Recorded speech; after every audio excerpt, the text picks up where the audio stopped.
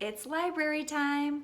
Today's book was recommended by a good friend of mine. It's called Christina, Katerina, and the Box. It's written by Patricia Lee Gouch and illustrated by Doris Byrne. This is a really great book about using your imagination. Christina, Katerina, and the Box.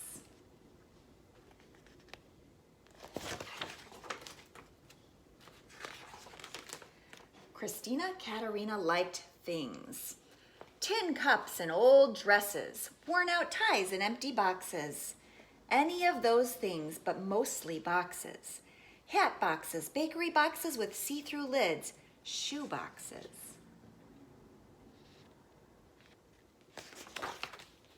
Best of all, she liked big boxes.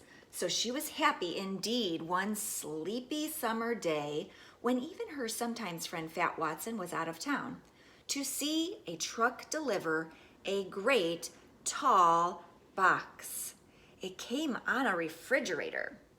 "Oh, how grand and new," Christina's mother said, looking at the refrigerator. "It is, oh, it really is," said Christina, looking at the box.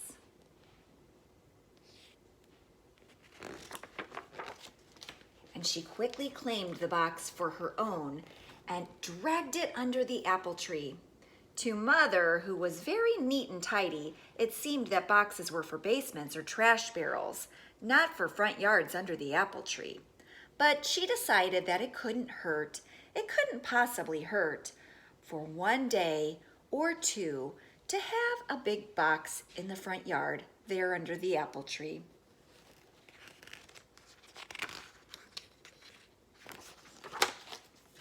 That afternoon, Christina's father cut a window and door in the box, and Christina painted on turrets, a drawbridge, and bolts for the door, and the box became a castle. Inside, she put sticks on the window for iron bars, and she brought in all her cups and saucers, and a lot of fig Newtons in case there was a battle and she couldn't get out. For 2 days, she and her bears lived and played in her castle peacefully. Until Fat Watson came home. He sneaked into her castle while she was out to lunch and ate all her fig Newtons, and she locked him in until he hollered, "I'm sorry," 15 times. When she finally let him out, Fats gave Christina's castle a kick, and over it went, smack on its side.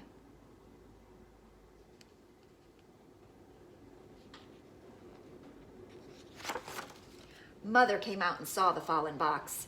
"I see that's the end of the castle, Christina," she said with a smile, and started to haul it away. "But that's no castle," Christina said, hauling it back again. "That's my clubhouse."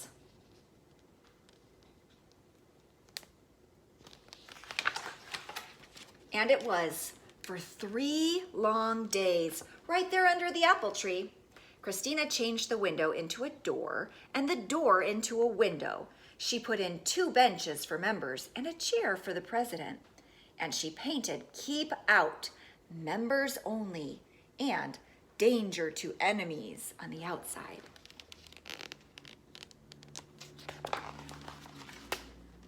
And she let Fats join.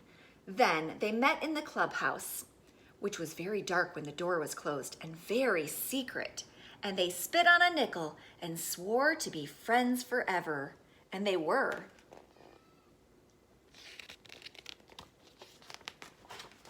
Until one day when Fats got angry and at always being vice president, he climbed on the clubhouse roof and promised to sit there until Christina made him president. Only the roof caved in first, and Christina disbanded the club.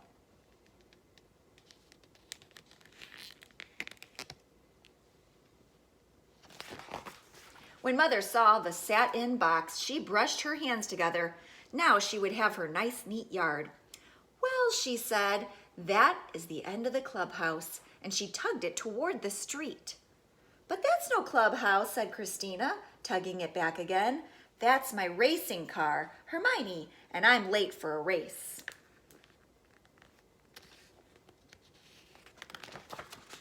Before speeding off, Christina put the top on the bottom, turned the window into a cockpit, and on the sides painted 2 magnificent curling silver horns, which she blasted at Fats every time she rounded the apple tree.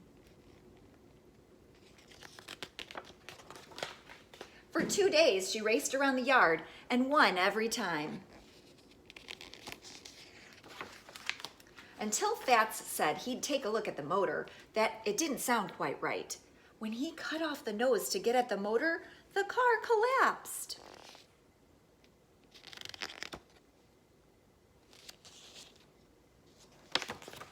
Christina's mother was relieved. Well, that is the end of the racing car, she said, and she pulled the cardboard box toward the trash barrel. But that's no racing car, said Christina, pulling it back again. That's the floor of my summer mansion, and I'm going to have a ball. And she did, right there under the apple tree.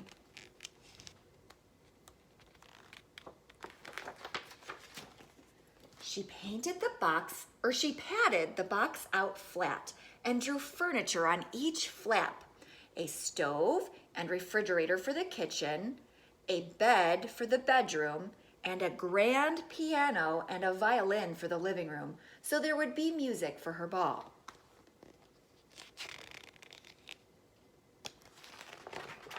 Then she and her bears and Fats dressed up in gowns and high heels, and they invited kings and queens and some presidents and 1 vice president to come. And everybody came, and they danced and danced until their feet hurt and they had to take off their shoes. Even without shoes, Christina had a wonderful time.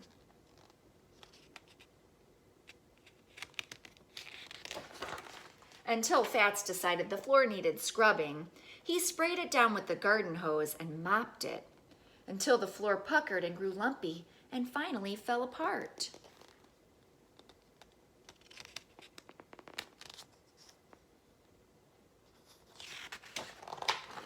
When Mother came out a little later and looked at her front yard, she shook her head and said, "Well," and then, "Is this the end of your grand floor?" "What floor?" asked Christina, who was running by. "Oh, you mean that old ragged box? Let's throw it away." Mother breathed a sigh. At last she could have her nice, neat yard. "But quick," Christina said.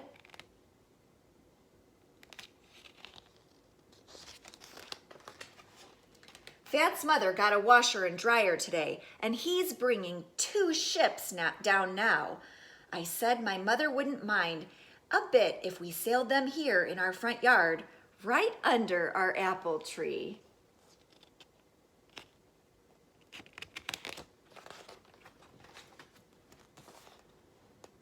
The end. It looks like that's just what they're doing. They are sailing their ships. What a fun book about using your imagination. So my challenge for you today is to build something out of a box. Hopefully you have a box at your house. Maybe it's not as big as Christina's box. She had a really big refrigerator box.